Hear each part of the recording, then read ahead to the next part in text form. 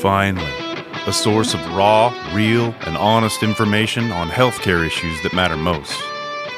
Welcome to BS Free MD. From the latest medical information to how to stay sane as a doctor or a patient, no subject is taboo and no BS is allowed. Now, let's welcome your hosts, Doctors May and Tim Hindmarsh. Hello, everybody. Welcome to the show again today. So happy to have you here. Last week we talked about who we are and how we got here, and this is our second part today. We're calling Why Do Medicine and Was It Worth It? But before we get into the show, quick message today from Resolve, a physician and contract review company. At Resolve, they believe that knowledge is power for physicians and that power gives you control over your financial future. Resolve believes that by mining, analyzing, and synthesizing data, they can provide you with the information and insight that empowers you to diagnose the health of your career, fully understand your worth, and maximize your full potential. As a company founded by a doctor for doctors, Resolve's focus is on the well-being of those whose purpose in life is to care for the well-being of others. To have this incredible company review your employment contract, find them at drpodcastnetwork.com/resolve. The link is also in the description of this show. All right. Kind of an interesting sponsor when you consider what we've gone through in the last couple years. You never really think that all employment contracts are great until you really need it. Exactly. It's one of those things, exactly like you said, you don't really think about it until you need it. So, and it actually dovetails beautifully into what we're going to talk about today, as far as, was it worth it? Was, this career that we've done for almost 30 years, was it worth it? And would we do it again? So here we go. So, I want to sort of break it into, first of all, why do medicine? The easy, I think, way to tackle this is just honestly like a list of that I wrote down of pros versus cons, unless you have another approach, my darling. Well, not really, other than the fact that most people don't necessarily make decisions this way. Exactly. I mean, I think pros and cons are really good. I think back to, a friend of mine who I've done some speaking with who lost I think he lost 240 pounds. And literally what pushed him over the edge to change his life was he wrote down all the reasons to stay fat and all the reasons to not stay fat. And he was like, I guess I should do all that stuff I actually know about and not be fat anymore. Yeah, it's easy to do this retrospectively. I guess when I go to make decisions about doing things, I'm not one of those people that sits down and makes a list like they ask you to do in mindfulness coaching and goal planning and, resolutions for the year of things. But for us to sort of just share our experiences, I think from my point of view, it's easy to kind of list the things that we've come through that the positives and then the negatives and go from there. Do you want to start off with your thoughts on what you think of as I think the highlight of your career and the pros of doing it? Would you do it again? Well, for me, to say, should you have done something else, et cetera, I think is really difficult to say because I don't really know anything else. I think the biggest issue for me was I set a goal and I achieved it. And it gave me the things, honestly, the way I thought about a medical career, especially in a rural area, and what it took to do that and how difficult it was to maintain that. And then the lives I got to touch along the way. Like I said, I wanted to walk waist deep through humanity. I achieved all those things. So from my perspective, that was a roaring success. 30 years into it, it looks a little bit different because medicine has changed so dramatically. So, from that perspective, yeah, I would do it. If I could do it, if I had to do it again and it was exactly the way I did it, would I do it again? Yeah, I think so. Well, I'm going to share mine at the end of my list of pros and cons, just to keep you all in suspense. So what I want to do is kind of go through the pros of medicine. I guess for anybody that's listening, that's thinking about this as a career, or even people that are struggling, you're mid-career, beginning career, end, the things to remind yourself daily, or encourage you along the way. Um, First off, obviously the obvious things, liking science, STEM career. If you're into that, medicine is always evolving. It's never static. I used to think it'd be easy to be like a high school math teacher because you could learn the math. The curriculum was done. You were set for 20 years and easy peasy. But the cool thing about medicine is, man, look where we were when we started. It's always changing. It's fluid. There's new information. Your brain's always learning. It's fascinating. I mean, it's a career that's always evolving, right? Well, yeah, I mean, for sure. Like, you definitely have to love learning. And if you don't love learning, I mean, the native curiosity that I have just with regards to everything, like I'm I have a whole bunch of hobbies, which we'll dive into as we go along. But, two of them are cars and music. And, my passion for that is ridiculous because it's like, okay, if I get into a band, I need to know everything about the band. I need to know about like the DNA of the guy's grandparents, who's the front man for Mastodon, because like that's how my brain goes. And medicine for me in that regard is fantastic because like you can never stop digging. And the other thing of it that's really amazing is at the same time you have to be like, even if you are a super subspecialist, you have to have a huge amount of confidence in not knowing. Absolutely. Like today's, and this will be another podcast coming up, but today's, medical miracle is 2 decades from now complete, BS. I have an entire half sleeve tattooed on my arm dedicated to the fact that, a lot of what we've done is just terrible. I mean, I have a plague doctor and an old needle and a skull trophine, and it says, "Trust me, I'm a doctor." In other words, be careful what you trust, and and so that curiosity, that, kind of, polymathic drive to know all sorts of different things. If you have that, it's a tremendous career. If you're looking for easy money, it's a tremendously terrible career. Go to Wall Street. Obviously, you have to be flexible in so many levels, right? As we're saying that if you like things to be set and pat and rote and nothing changing, not a cool career. And things are always changing. You have to be flexible, whatever that is, always learning. And that's, I think, for people that like dynamic change, that's awesome.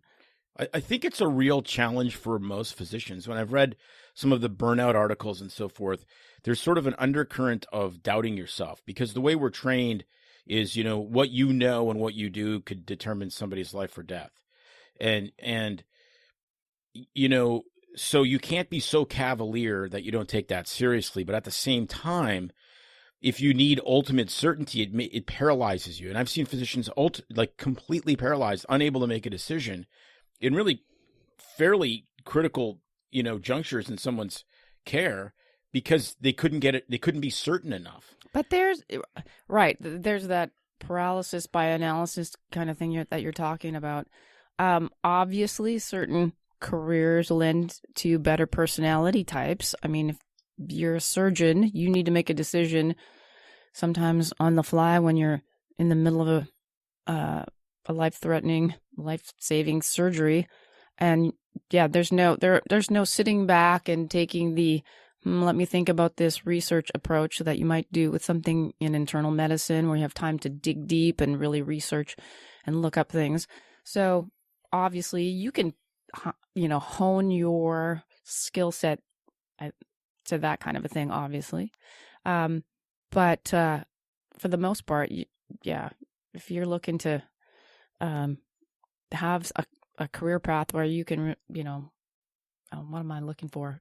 You don't like change. You are uncertain about things. I mean, I loved that about obstetrics. I'd go into that room and I'd go, I mean, even if I was super tired and I'd been working all day or I had to get up in the middle of the night, and I'd go in and I would be saying, you got to bring your A game because this is the only time this woman gets to have this baby. And then you sit there and things start hitting the fan, and you might need to call in a pediatrician or an OB backup for who knows what, and you're putting a vacuum extractor, you're doing an instrumented delivery, all this stuff's going on. And I'd be saying to myself, what I decide to do in the next 10 seconds is going to determine what happens to at least 3 people. Right. And this other extended family that are waiting. And actually, I got off on that. Like, Now, to me, it was like skydiving. Like, I loved that. Not because I thought I was it and I thought I knew it, but because I knew I was trained enough that I could trust who I did. And it didn't just come automatically. I remember the first summer where I had like 5 deliveries in 1 month. I got up when that, the first day of that month, and I almost vomited. I was so nervous because I'm like, how am I going to deal with this? And the answer is you've been exceptionally well trained. right. You will be able to deal with it. Now, if you're a pathologist, I don't think there's a whole lot of freak out moments like that, unless you're on the stand being grilled and you're like an expert witness on something. But for the most part, it's not the lifeguard moment, right? Where you're like, okay, I'm in thick, got to think quick. So back to the whole, there's definitely room to kind of pick your skill set based on your personality type. So there's lots of flexibility kind of within that, which is kind of cool. But always the ever learning, medicine's always evolving. It's not a static thing. That was my point. Number 2, I guess, is financial pros, cons of the financial aspects of medicine. Want to hit that? I mean, obviously people think you're a doctor, you're going to make a buttload of money, you're going to be stable. I mean, obviously it has a career that provides a happy income. Right, but it comes with a tremendous amount of capital outlay and a tremendous amount of uncertainty. Yes, so let's talk about that. There's the con of it is the student loan debt if you're needing student loans, which most people do. Well, just become prohibitive versus the potential income and how to balance and outweigh that. So, I mean, that's a pro and a con, right? You have a good income, but the con is what's it going to take to get but there? it's more than student loan income. I mean, if you're a primary care doctor like us, so if you have a 3-year residency, maybe a 4-year residency, and you're not doing a subspecialty, and there's, let's be honest, there's tremendous number of subspecialists. You're not hitting the ground till you're in your early 30s. So you're 30. I mean, we were really young. Like we were attending practicing physicians. You were what, 28, and I was 29. Mm-hmm. And then I turned 30. Not quite a year after, we started practice. So that's really unusual. And so there's another point to that. Okay. Which is if you let's say you go into a trade, okay, and you graduate from a trade. So you're a welder and you're making, within 5 years of graduating from high school, you're making $75,000 a year, which is very realistic for a lot of these trades. So you do that. You have zero debt, and you're smart. You are not just getting drunk with your buddies every weekend and getting in fights. You're actually contributing, a reasonable amount to your retirement. Okay. I saw a graphic today that used the real time numbers from 1980 to 2020. So 40 years. Okay. So let's say you started contributing to your retirement when you're 24 years old. And all you put in was $2,000 a year into retirement. Mm-hmm. Into retirement, compounded the way it was compounded, and all they used is an index. So this is like indexing against the S&P. Okay. So in 40 years, so when you're 64, you have 1.1 million. Plus, you're a year away from having your health care covered with Medicare, mm-hmm. and you can take Social Security because you could have taken it at 62. Mm-hmm. So for somebody who doesn't necessarily want the risks associated with, going into a medical career, am I going to like it? I have to. You put at risk your entire young adulthood. You sacrifice it on the altar of education. There's no question about that. Right. And then you say, well, I don't necessarily need to make what a neurosurgeon makes or whatever. And I'm happy to make an above average income, which is what a skilled tradesman would make, Right. and be able to retire comfortably and never change my income ever. Mm-hmm. You can do that. Right. And people forget that. Like they think they need a degree in like for whatever. And like we told our kids, we said, if you don't go to college unless you know that it's going to pay you, because the advantage of a college degree as making you an outlier and unusual and more hireable is gone. It actually camouflages you. You're better off to have 5 or 10 years of work experience and have managed a bunch of, small restaurants than you are to have a degree in art history that doesn't do anything for you. Right. So I guess what you're saying, or what people don't understand, is that the ability to start working earlier in a job that might be less paying, but start investing your money might get you just to the same place or even further compared to someone who's taking on debt or excessive, or no, I wouldn't say excessive, depends on your definition, but giant student loan debt for extra training, even though you're going to come out making what seems like a lot more money, and a lot more money by the time that you compound the interest, invest the money. The guy that started off with the lesser paying job can be way ahead because of the way interest plays out. I mean, I haven't run the numbers, but if you look at, like, even if you're in a very high paying specialty, okay, you're making $500,000 a year or more, right? But to get to that, like we've told our kids, I said, if you want to make neurosurgeon money, you got to put in neurosurgeon time. So the idea that you're going to get into a career that potentially pays a lot, but you're not going to put in 15, 20, or 25 years to get to that point, right, then don't bother. So, this is like obviously a huge topic because, yes, you can't go into this career for the money. I know it's kind of sad because I'm seeing a lot of people posting, writing about burnout who, think that they're going to have this happy career, that they're going to make this giant sum of money that's going to make their life great. They're going to be comfortable. And, I guess it's just chasing the dream or the fallacy that money's going to buy you happiness, and you can't be in it for that. Yeah, well, people buy a lot of RVs, and this is what I call mentally buying an RV. If you look at how people use an RV, like we've had one, and we use the absolute stink out of it. We in 3 years put as many miles on it as it had on it when we bought it, and it was almost 10 years old. And so, when people buy a recreational vehicle, large or a boat, for most people, what they're buying is a fantasy. Okay, well, our marriage is going to get better because we're connect as we drive down the road. Mm-hmm. Not realizing that after 4 days, as we have discovered, your toilet is completely filled and your whole place smells like you just took a dump in the middle of the carpet. The reality and the fantasy, and then they end up not using it. It's tremendously expensive to own, to store, to pay for, et cetera, et cetera. Well, medicine is, anything is like that. Life is like that. And so, the more complex something you're pursuing is, the more potential issues. And medicine is complex. Right. And, like I've always said, I didn't go into medicine to get rich, but I didn't go into it to get poor. And so, are there financial rewards, especially if you're a practicing physician in the United States? Yeah, absolutely. Is it better than most jobs financially? I would say yeah. I mean, clearly it is. Is it way, way, way better when you factor the amount you work, life stress, et cetera, et cetera? Not really. No, I know. Honestly, I look at some professions and I think, if you were just in it for the life science, health science, medical aspect, and you didn't want to put in all that training, you wanted to still have a comfortable income without all the responsibility. I mean, honestly, being a mid-level is pretty appealing when you think about the training that you can go through to get there.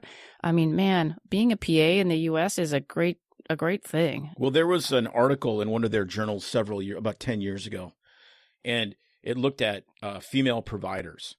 And so if, is it worth it financially, just purely on financial, no other life goals, et cetera, et cetera. So based purely on finances, is it worth it for most women that go into medicine to go into, to get a medical degree, become an MD or a DO versus becoming a PA? And actually, because a lot of women want to have families and want to take time off and don't necessarily want to work full time. I mean, that's great. That's the way the world is. When you factor in, wage versus cost of entry, student loans, et cetera, it was actually slightly in favor to just be a mid-level. Mm-hmm. I mean, I'm going to say just be a mid-level. I mean, that's a amazing career. We've worked with tons of them. It's very difficult. It's challenging. I mean, I think it's almost harder to get into the PA program at Oregon Health Sciences University than it is to get into the medical school. Oh, probably. For those reasons, right? I mean, it's shorter and it's cheaper. Well, and it's attractive. And they, kids, young people are figuring that out. It's like, man, I get to do all the things that I want to do without the long time commitment. I can get get to kind of pretty much where I want to be, have a great income, and there's flexibility within the system to switch over. I mean, it's like you can do dermatology as a PA for a while, and if it's like this is not my thing, it's much easier to transition over to another specialty. We can't do that without going back and doing full training and the cost. So there's a lot of pluses to that. And I think it's something that a lot more people are discovering and figuring out. Same with nurse practitioners. But so that's one of the career thoughts with regards to financial stuff.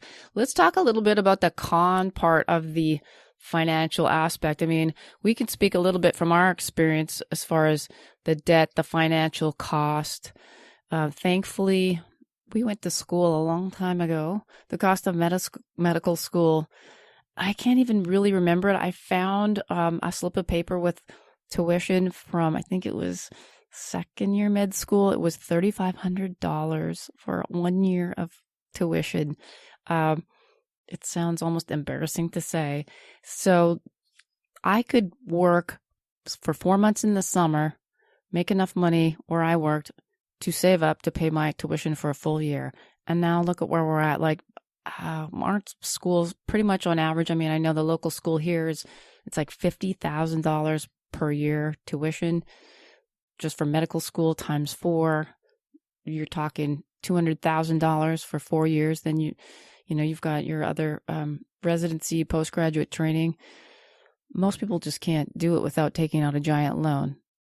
Right. And then you got to live. And then, so I can't, I wish I had the number in front of me, but I've heard that the average student loan debt is it's over $200,000 per physician by the time they come out of training. That's a known. I mean, that is a beautiful house for most people in debt. So then you've got that, and there are a lot of options to consider, different student loan financing, PSLF, things like that. But you have to take that into consideration. And if you don't like what you're doing, you're going for extra training, the debt load could be higher. Is it just you, or are you married or have a partner that's also in the medical field? I mean, that's huge. Well, and what if you're raising a family, which, most people by the time they're in their late 20s or early 30s are starting to have a family, which is, its own expenses. And I heard a really interesting, perspective on that, which I really loved and want to share. And it was on a podcast I listened to about a dual physician couple who actually spun it into a positive. And it was that if you were going to invest, or you're going to open up a business in anything else, and that you knew that to invest in this business, you were going to need to take out a $200,000 loan to start your business, and that once you were established, and that you were having an income that was close to that yearly, and that you would be able to recoup those expenses. I mean, it would be like, would you do it? Most people would say, well, heck yeah. If I knew that I could take out a business loan and be grossing that income, as soon as I'm out in the working field, it would be like a no-brainer. But for somehow in medicine, we get hung up on the fact that we have these student loans and don't look at like as an investment in ourselves, like we're a business.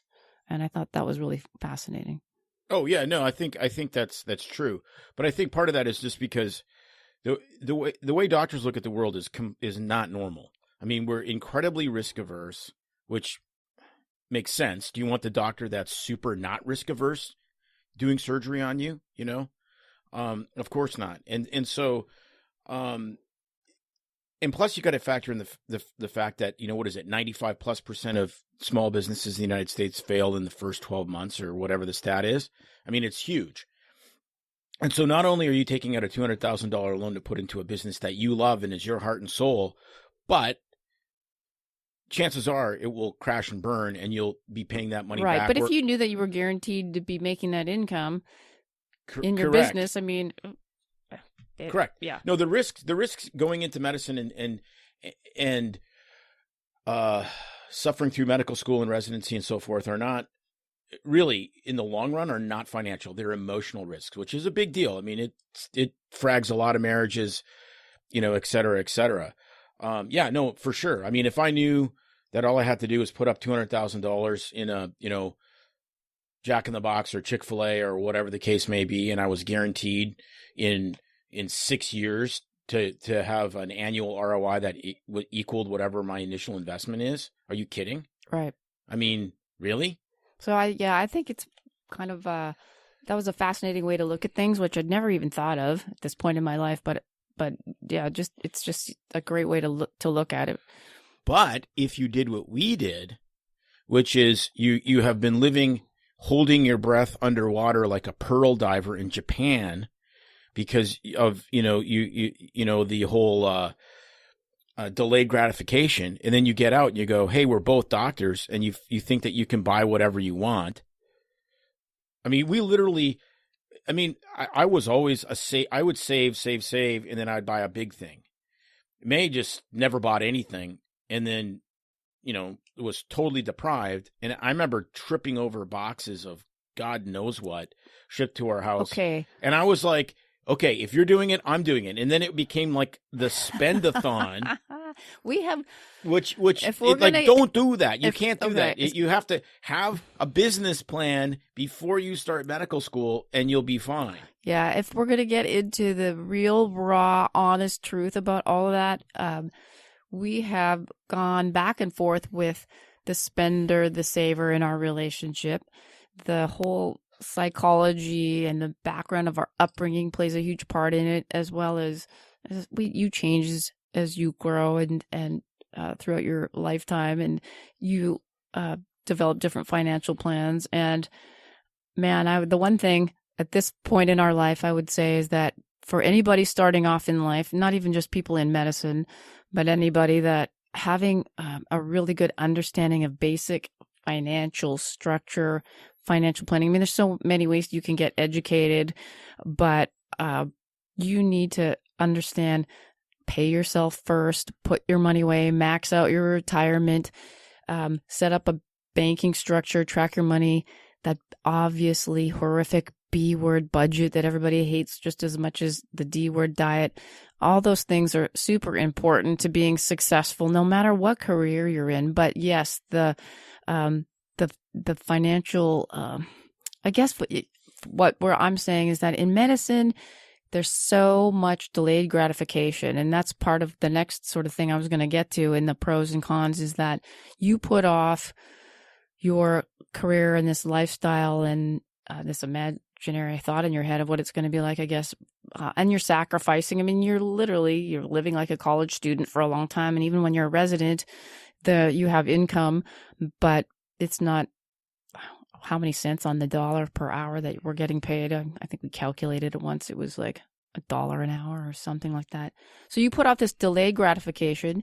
And then for a lot of people, as soon as they're done, it's like, okay, now I'm rewarding myself. You have these preconceived ideas that you need to have the Lexus, the fancy house. You need to have this lifestyle right away, that you deserve all these things because you need to be rewarded. And that's how you get into trouble. Now, the other flip side of that is a lot of people will want to follow the Dave Ramsey approach when they get done school, and it's like, we'll still live like a resident for the next 3 years until you get things paid off. And there's that restriction of you can't enjoy any of your money. And then I think that's dangerous as well, because then you're going to just blow. I mean, you can only do that for so long. So there has to be balance and a plan. And so my little plug is, if you're, there's a lot of great podcasts, and we have a lot of partners out there, including my friend Jimmy Turner, who has a great program that he teaches. He's the physician philosopher. Ryan Inman has a great podcast and information online. His is Physician Wealth Services, where he is a fee-only financial planner for physicians. It's never too late to start looking into that. But for everybody else that's not in medicine, a financial plan is important. Arrogance and ignorance will kill you. Yes. And the problem with doctors are, there's still a pretty significant amount of esteem that society puts into medicine.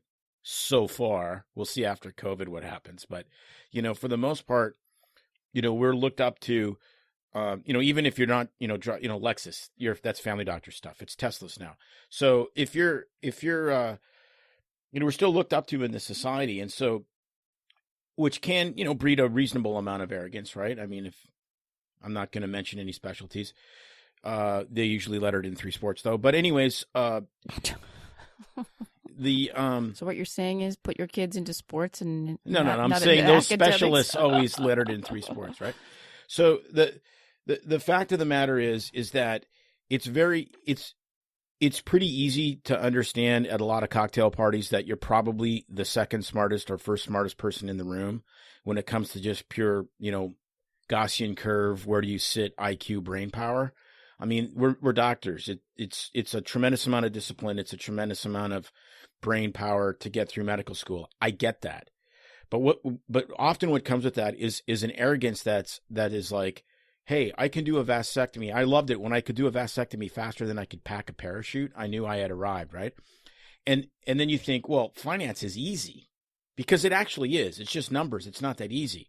But if you're never trained in it, and you've never experienced it, and you've never done a budget, and you've never lived inside financial rules, and you've never invested, and you've never put money at risk, and you've never studied those things, though the concepts may be simpler, you're still ignorant. And you combine that with arrogance, and then before you know it, you're buying 3 Jack in the Boxes and you're out of business, kind of deal. You know what I mean? Like, It's just, and that's the problem. It's like, well, I'm a doctor, I'm smart, I should be able to figure this out. Well, you should be. But if it isn't a high priority and you're not spending time focused doing that, right, then and I guess the thing that stunned me as we've sort of had this rebirth as far as personal finance is how unbelievably ignorant most people are. Right. Most people, I mean, regardless of whether they're physicians or whatever, it's just, it's staggering how few people understand even the most rudimentary concepts of personal finance. And we at least got that right. We paid ourselves first. Mm-hmm. We donated to what we wanted to donate to. So basically no matter how you hammer it, the financial piece of it is, you have to look at, yes, doctors have a great income. The negatives is, the financial burden part. But no matter what profession you're in, you really have to have a good understanding of, or you should, of your finances, manage your money well. And, that takes sometimes learning it on your own, because sometimes your program's not going to do it for you. I mean, that's my summary of that. Any other pros, fun things? I mean, I threw out a few things this sounds frivolous and goofy, but it's kind of cool having a doctor in the family. I mean, it makes things pretty easy. Your kid gets an ear infection, you're on vacation. Oops, you forgot your prescriptions at home while you're traveling. Oh, I'll just call in my hormone patch, or as long as it's not a controlled substance. It does, having a basic medical degree for, even if you're a neurosurgeon and you need something basic, you can kind of take care of it. Well, even better is it comes with an entire toolkit of colleagues. Exactly. That's even better than, it's like, hey, you can call up buddy and say, hey, my kid fell down, has an ear infection. We're in the middle of the Caribbean. Can you call something into, San Juan? And we confess that we've done multiple procedures on each other and at home, including, well, let's start with when I was pregnant and in labor, and the hospital was full, and we needed to know if I needed to go in right away. And my wonderful husband doing obstetrics just thought he would treat me as his patient and figure out how far along I was and examine me at home to let the nurses know that I could wait a little bit longer. That was just kind of weird. But gosh, think of the other things, like we've drained each other's knees with tap those. That was hilarious. That story's pretty funny. I mean, we're in the kitchen. Our child, who is mortified by anything medical, is grossed out but so fascinated that he has to watch. So he's practically gagging but oogling as the fluid comes off your knee onto the floor and the dog's licking it up. Sorry if I'm grossing anybody. I don't think the dog licked it up. The dog came sniffing. We did have a kidney basin. We're not complete hillbillies, just partially. Or it's just lacerations you can sew up. We've been caught. I think the UPS man was delivering some package one day, and I was sewing up your finger, and they wondered what the heck we were doing. We've done minor dog surgery too. Now, knowing this stuff comes with like a lot of pain in the butt parts of things, where I'm like hyper reactive and wanting to check our kid's ears every time he would get a cold or a fever because he was having chronic otitis media, and I would obsess over it anyway. Now, the cons of all that is when you're living in a small community and everybody sees their doctor, or even in the family or friends, sometimes you are bothered or asked to answer questions when, it's not really appropriate. And there's a line that people sometimes don't know what the boundaries are, which can be a little difficult. And, I'm sure that comes with most things, but I don't know. Do people like just call up their other family member that's a plumber and say, hey, can I get free advice about plumbing? I guess they probably do.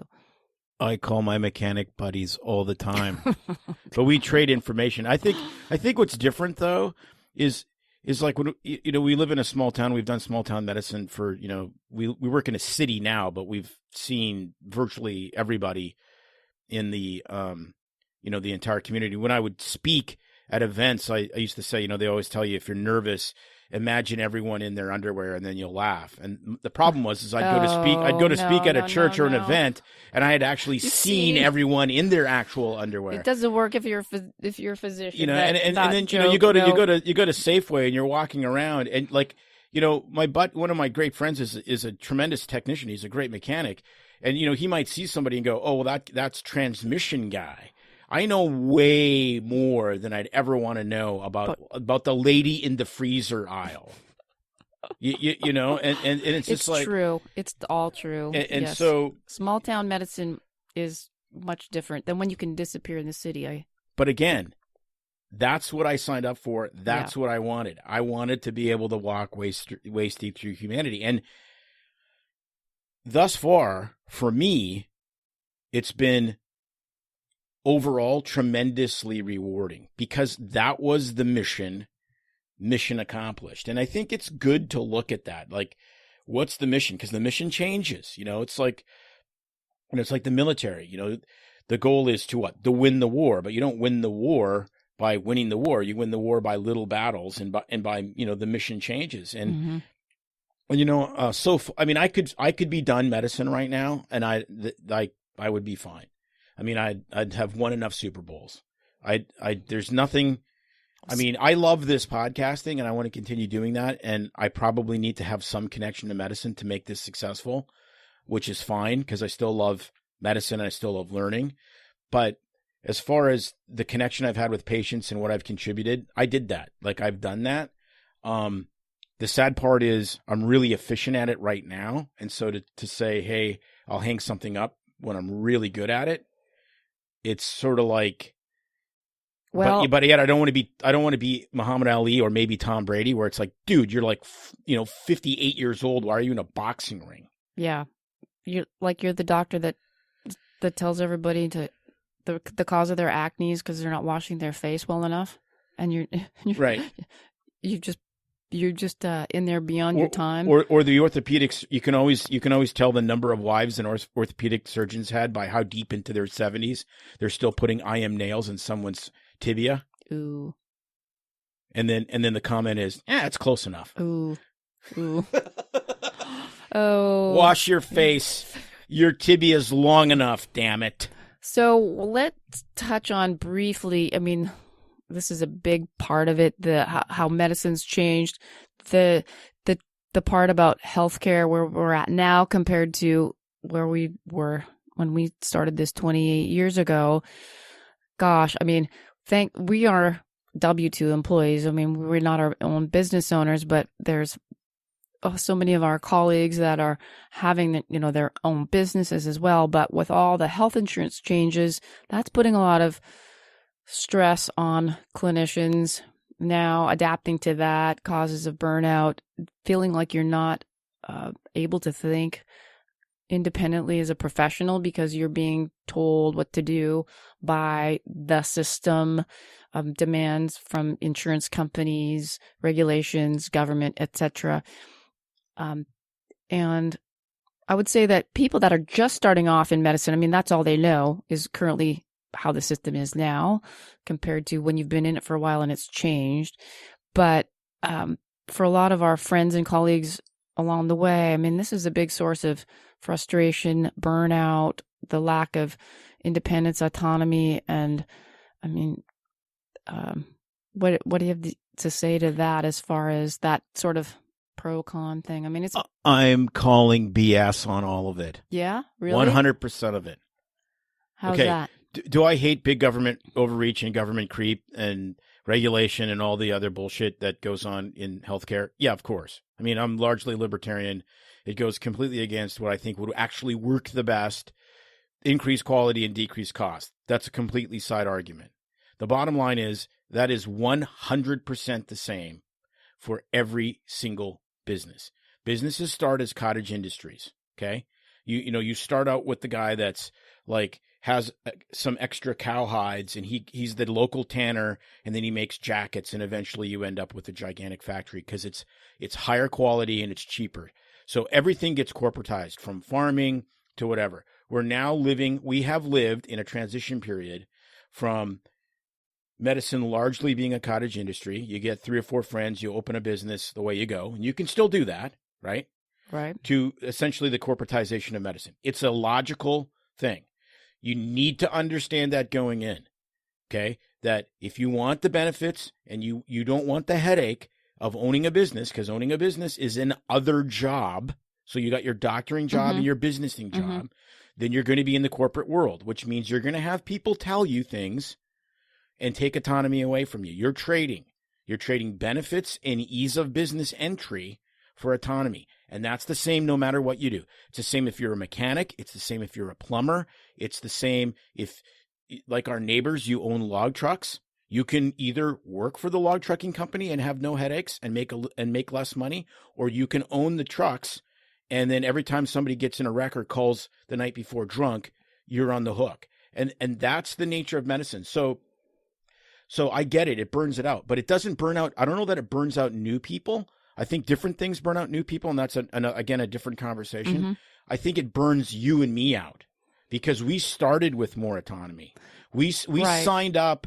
We signed up for something that doesn't exist really true anymore, and so because I look at it now, and especially in big systems. I mean, I think of what other professional would be told. Like I think of our friends that are lawyers or attorneys. I mean, what other professionals in a system where the way the big system works is you would have a clerk or a paralegal telling them what they can and can't do with their clients. I mean, in medicine, but it doesn't really. I mean, you see that because you see administrative hierarchies where you have people that are non-medical, but they're not really making medical decisions. And if you said, no, I'm making this decision, they're making some structural changes to schedules and all the rest of that. But you brought up law. Law eats their young. I mean, that's what they do. Like you go into a law practice, if you do corporate, I don't mean corporate law. I mean a corporation that practices law, and you're making money for the partners. So you're getting wildly underpaid. Like maybe you're getting paid a tithe of what a partner would get or less for years with zero guarantee you'll ever be at the partner level. I mean, unless you open a private practice and then you got to build your own clientele. They eat their young. They do. Now when you get to the upper, the corner office, it's a gravy train. Medicine is completely different. If you show up on day one and you produce the same relative value units or whatever billing system you use in your system, and you're 31 and there's a 61-year-old guy next to you doing the exact same job, producing the exact same thing, in virtually every system, not every system, I understand that there's differences, but you're going to get paid exactly the same or very close. Right. Percentage points different. True on that point. I guess now that a lot of these systems are going to patient satisfaction scores, we're getting, having to fill in, these MIPS and MACRA and all these acronyms that we used for patient satisfaction. It's like we lose, I think. Right. But that's government. Right. That's government. And I will be out of medicine. I will do whatever it takes to be out of medicine if I can't get a job based on a MIPS or a MACRA score. Like at that point, to me, that is a bridge too. I have bridges too far.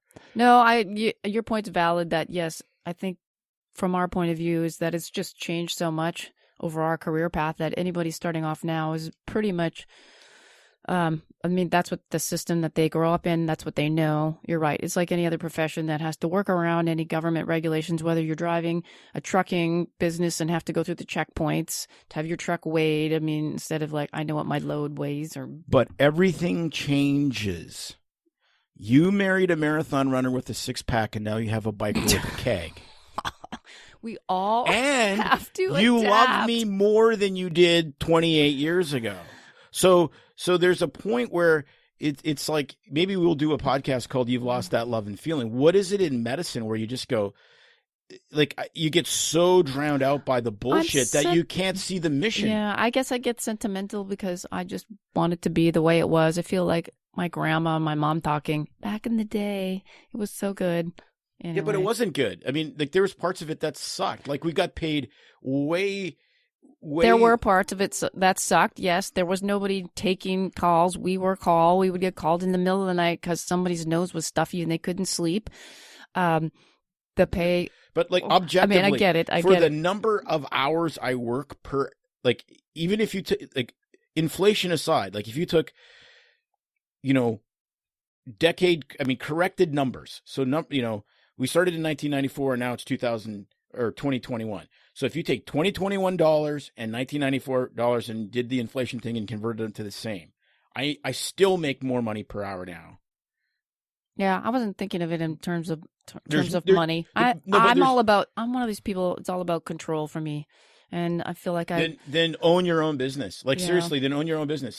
Well, that's a good. This is a good thing. We're having this conversation so that people stepping into this can have this to think about, because if you're one of those people like me that it took me a long time to figure it out, even though I guess I should have known for that a long time, that was part of my personality type, that control was really important, then you're right.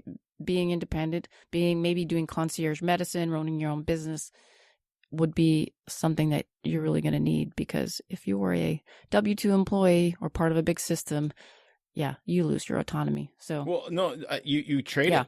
You trade it, but you have to understand that it's a trade. And there's always a trade-off. Well, right. I mean, but that's the thing. And then the other thing you got to recognize with regards to, legislation, and I know that there's lots of people that disagree with us on this because they think more and more regulation is better. I think it's profoundly worse. I think it's worse primarily for patients, and it's definitely worse for physicians. But, we did this to ourselves. I remember sitting in, how many, administrative meetings and committees have I been on in the last 28 years? I mean, it's just crazy. And, we made ourselves drug addicts to public money. And so So who controls the drug addict? Well, the drug dealer controls the drug addict. And so, MIPS, you can bitch all you want about, MIPS and MACRA and meaningful use and all of these things that I think are completely ridiculous and entirely unhelpful. But that's how you get paid. Yeah. But it's not because it's not because the patient is your customer. It's because the government is your customer. And that's not going to change. I mean, I can change that for myself personally. I can go completely independent. I can take just money. I can cut myself out of the insurance and Medicare and all of that regulation. And all I have to do is, abide by the laws of the state I live in and just see patients for cash. Okay, there's a way to do that. All right. But it's just me. It doesn't change the fabric of what we're doing. Right. And that leads to a bigger conversation about where healthcare is, going in the future, socialized versus independent, honestly, which that's a bigger can of Well, weeds. right. And that's again, was it worth it? Well, you're going to know if you're going into medicine now and you don't think about, the regulatory burden and all the rest of this kind of stuff, which is in all likelihood going to get bigger, not smaller, right. Then be very careful. Plus surgery. Like how long, there's the technical aspects. Mm-hmm. If you want to be a small town surgeon and, take out gallbladders one day and do vascular surgery the next, like some of our colleagues have done, like that time I drove to the hospital at 150 miles an hour in my Corvette. He really did. He got that was the new car. 150 miles an hour. Never tell Tim Hindmarsh to get here as fast as you can. Yeah. For the guy with the gunshot wound and the 6 hours we spent trying to connect this guy's femoral artery together. But that's besides the point. But it was 150 miles an hour.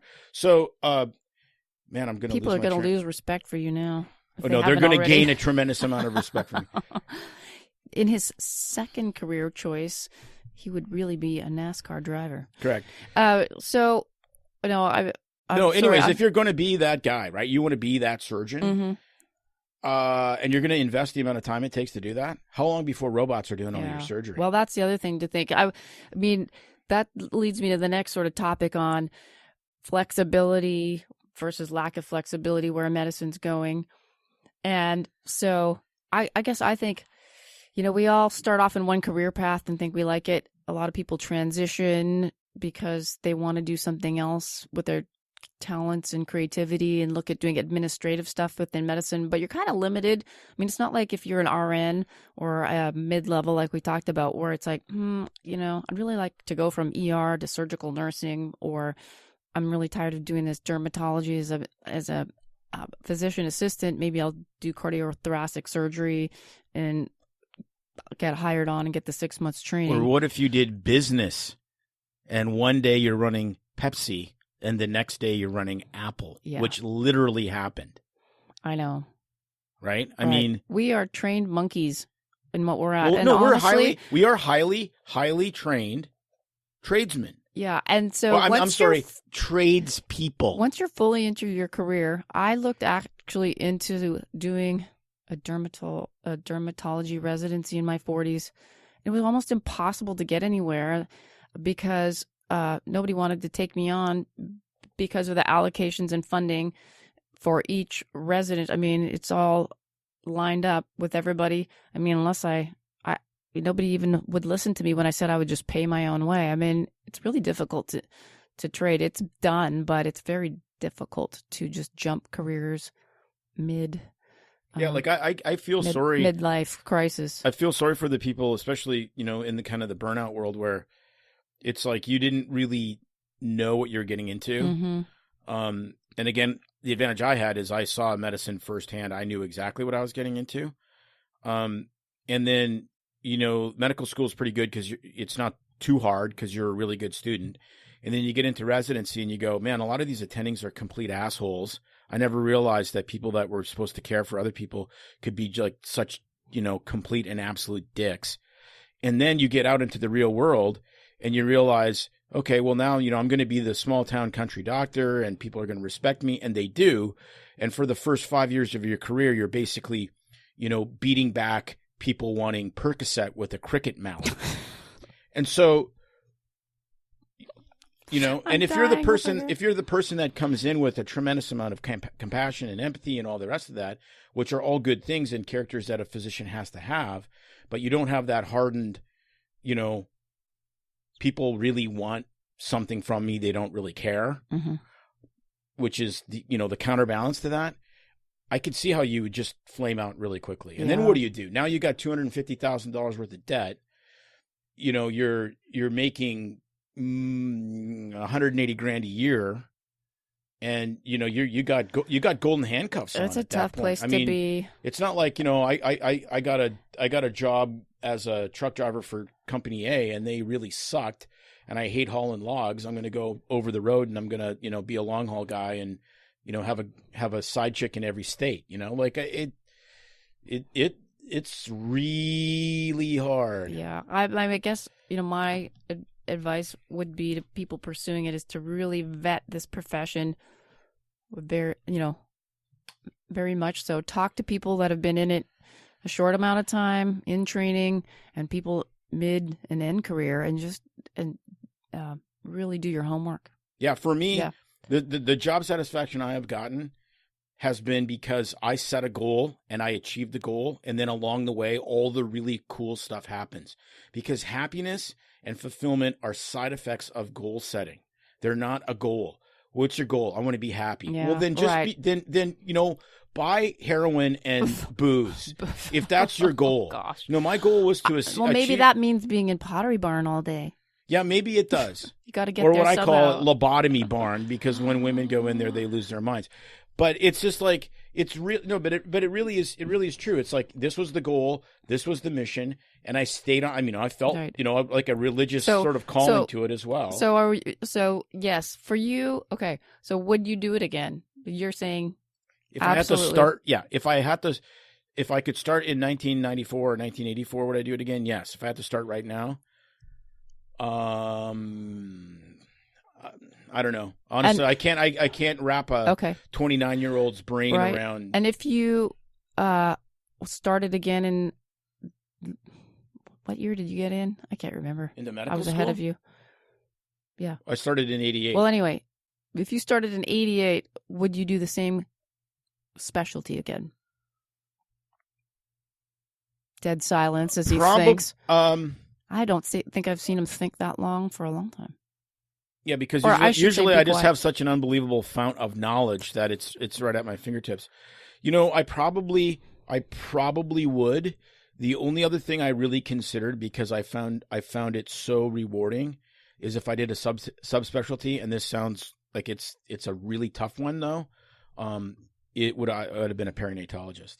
Wow, interesting. I never knew that about you. Which is, but boy, oh boy, I tell you, I don't know what the life expectancy is. That's a very, very intense job. Really? Yeah. Because the connection with families, that's the thing. That I know about you. It's not just that you're connecting with, you know, a young woman who has a high risk pregnancy. You're connecting with a family. Mm-hmm. And I mean, what's the foundation of your society? It's family. Yep. And to be able to kind of reach into that world, and to touch people at the most intense experience you can have as a human being, which is this idea that two people are gonna like each other enough that, you know, genetics happen, and if it's not on Tinder, they actually raise a family. I think that's the most rewarding thing there is in humanity, to be able to guide people through that when it doesn't go as planned. That's heavy stuff, man. Mm-hmm. Cool. Do you care what mine is? Does anybody care what mine is? Cosmetic dermatology. Well, I'm like, I have these three veins of things I'm really into. I mean, if you had a crystal ball, we could all look at it and know where our life was going and figure out who we are as people and how we were going to develop and figure ourselves out and go, yeah, that's really going to work out for you is, yes, that would probably be the road. Now, it was almost impossible where we went to school because in Canada, there was only 2 dermatologic residency programs. Can you believe it? I think Vancouver and Ottawa. It's so competitive. So it was, can you imagine if they had the equivalent amount in the U.S. I mean, it was impossible to get in. I wasn't smart enough, so it wasn't even going to happen. But because I love plastic surgery so much, but I just couldn't put up with that kind of a program with the lack of sleep, and it was not going to happen. So I loved plastic surgery. I think I would have been good at it because I still like doing surgical procedures, but the cosmetic dermatology, because I love skin, I love dermatology of all kinds, would have been good. But my other second choice would have been interventional radiology, because you get to do procedures. I like to be by myself in the quiet, dark room. I think that would have been my thing. I would have turned into a mushroom. There's not enough coffee. There's not enough coffee or Red Bull. I'm an introvert. I like quiet. I live for silence. It helps me think better. Yeah, I need the human connection. It'd be like, why is Heinmarsh doing a barium enema on everyone? I just got to see a patient, man. I need some kind of connection. So interventional radiology would have been the thing for me if I could wind back the clock. All righty. So let's just quickly sum up this episode, talking about the pros and cons. I mean, really think about, we talked about the flexibility that it offers. We didn't get into a ton about the negative things, the life sacrifice. So we lost the first 10 years, the first 10 years, the first decade, our 20s went by. Our friends were out working, partying, enjoying their 20s. I don't remember it. Didn't exist. I was in school. So there's that sacrifice. There's financial positives, obviously, and our people that aren't in medicine thinks it's all comfy and great. Yes, we have a comfortable lifestyle, but there's a lot of cons, the debt burden, the financial implications, and then other little perks that are kind of fun and frivolous. Being able to have be a physician in your family, the status, just being able to serve people, all those things, but it comes along with some negatives as well that we talked about. So there you have it. Hope that was entertaining for you all. I want to remind you again that we have a great sponsor for our show today. Again, if you need help reviewing your employment contract before you sign, please reach out to a company with great online reviews and reputation for doing that and more. Find Resolve at www.podcastnetwork.com/resolve to get the review process started today. It's no secret that medicine is a bit uptight. That's why Tim and I created BS Free MD, to mix things up a little and have fun in the process. Besides, we are having these exact same discussions all the time, so we thought we might as well invite everyone to the party. If you really like us, you can get plenty more and maybe see one of Tim's cool tattoos on our Instagram or Facebook pages at BS Free MD. See you next time.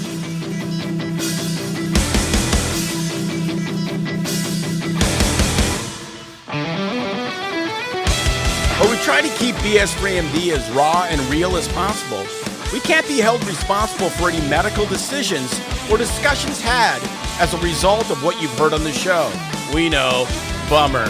But the truth is, we really do care about your questions. So feel free to reach out to us by email at doc@bsfreemd.com.